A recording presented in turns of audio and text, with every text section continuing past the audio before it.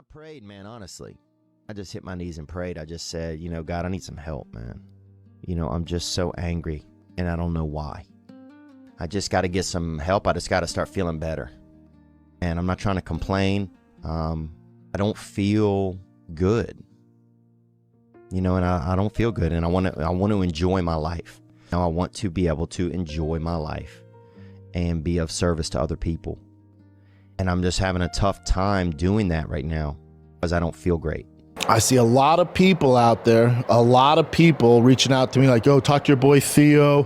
Hopefully Theo's okay. And then a lot of you are hating on Theo right now. Let me tell you something about Theo Von. For those of you piling on Theo right now, you ain't shit. In the wake of Theo Von's widely reported difficult taping of his Netflix special at the Beacon Theater, public opinion erupted. From Reddit threads to Twitter posts, from TikTok commentary to late night takes, reactions ranged from sympathetic defense to harsh criticism. Amid that volatile landscape, Brendan Schaub spoke out forcefully on his podcast in defense of his longtime friend and former co-podcast partner, voicing an emotional, no-holds-barred plea. Back off Theo, he urged listeners, offering himself as a lightning rod for criticism instead. To understand the impact of Schaub's remarks, it helps to reconstruct the context. Reports from audience members and online commentary claim that Theo struggled visibly on stage. Material that failed to land, repeated bits, callbacks to people off stage, and even moments where he appeared to pause and ask for punchlines. Some observers claimed as much as a third of the crowd walked out. Critics were quick to frame this as a collapse, a loss of control, or confirmation of long-held doubts about Theo's viability as a stand-up headliner. Many voices on Reddit and social media interpreted the failure as proof that Theo's brand of storytelling comedy doesn't sustain a full special. Some critics even speculated about relapse or personal breakdowns, given Von's past candor about mental health. Into that maelstrom, Schaub inserted an emphatic, full-throated defense. He did not deny that the special had a bad night, by all standards, by all metrics, but he insisted that a single rough performance does not erase the artistry, potential, or character of a performer. Theo shot his special, right? Theo shot his special and was having some issues with the material, was going, behind the curtain asking for taglines, and they're shooting for Netflix. So it was a bit of a mess. I've been in those green rooms. I've been around the most talented, most successful comics in the world for a very long time. None of them touch Theo Von. Theo Von is once in a fucking generational talent. Did he have a bad night? Yes, by all standards, by all metrics, he had a bad night shooting his special.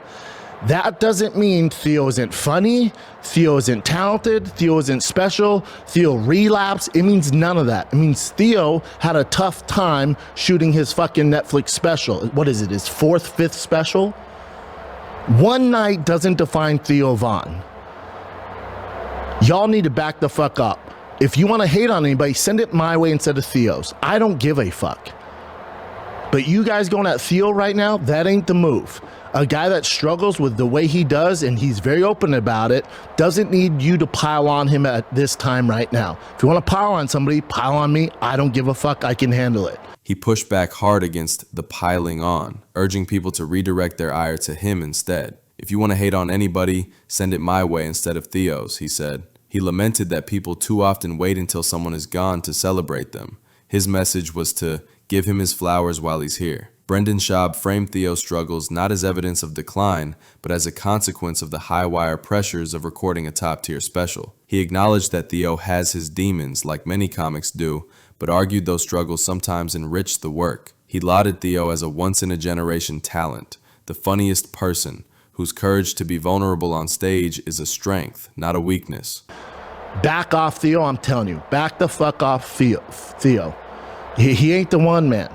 If he's having a tough time, he's burning the candles at both ends, and for whatever reason, it just came to fruition the night of his special. Also, just so you know, his last special that a lot of you loved, maybe some of you criticized it, but a lot of you loved, you didn't see any issues, right?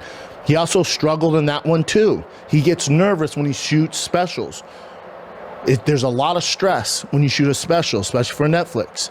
So Theo, for whatever reason, it's one of the hurdles that he has. This is no different. Doesn't mean he's doing terrible. Doesn't mean he's finished. I promise you, Theo will move on from this and be way better. But back the fuck up off of Theo. I'm telling you, man.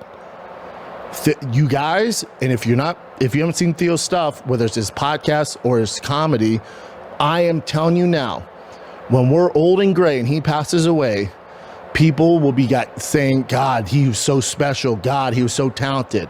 Well, he's here right now he's the funniest fucking person, bar none. I don't care who it is. No one's more talented than Theo Von in the world. Bar none, the funniest person you will ever meet. Does he have his demons? Sure.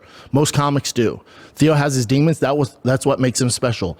God will never create another Theo Von. I can fucking bet my life on it. So appreciate him while he's here. Give him his fucking flowers while he's here. Don't do what these young kids do and somebody passes away and then you start celebrating his music. Get the fuck out of here. I'm telling you, if you haven't seen Theo Von or you're not involved with Theo Von, you're fucking missing out.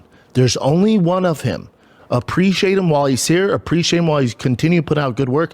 Appreciate his work ethic. Appreciate that he's burning the candle at both ends for you, for your content, for your pleasure. Do not pile on Theo Von right now. I'm telling you, he ain't the one to do it. He's not the one. All right, let's get to fighting. Schaub's defense is notable for its emotional tone and protective posture. He doesn't simply say, Theo is talented, he positions himself as a shield. He rejects the zero-sum logic that one failure cancels out decades of work. He also taps into the psychology of fandom. He asks listeners to consider sympathy and patience rather than immediate condemnation. The conversation is further complicated by Theo Von's recent controversies outside the stage. A viral clip circulated widely online in which Theo appears to joke about someone being deported. The clip, reportedly taken out of context, was allegedly used by ICE and even the Trump administration in ways Theo never intended, adding fuel to critics who have tried to link him to right-wing politics. Heard you got deported, dude. Bye. This controversy has intensified the criticism in the aftermath of his Netflix taping, with detractors arguing that his political associations and offstage remarks diminish his standing. For his supporters, however, the use of the clip without his consent exemplifies how his comedy is being weaponized unfairly. From a media and social dynamics perspective, Schaub's intervention is strategic. By attaching himself to Theo's vulnerability, he helps reframe the narrative. Instead of the story of a comedic downfall, it becomes a story of endurance, risk, and loyalty. In the polarized climate of internet commentary, such a counter-voice can reclaim some space for nuance. Yet there are risks and critiques. Some may see Schaub's framing as too idealistic, potentially minimizing genuine problems in the set. A defense that leans uncritically can risk shielding the artist from constructive feedback. Also, given the close ties between Schaub and Von and the personal stakes, some listeners may question whether his support is clouded by allegiance rather than dispassionate judgment. In sum, Brendan Schaub's defense of Theo Von reflects more than friendly loyalty. It's a bid to protect a narrative, that greatness isn't refuted by one stumble, that human fragility coexists with creative force, and that public denigration too often overlooks the pressure and risk of artistry.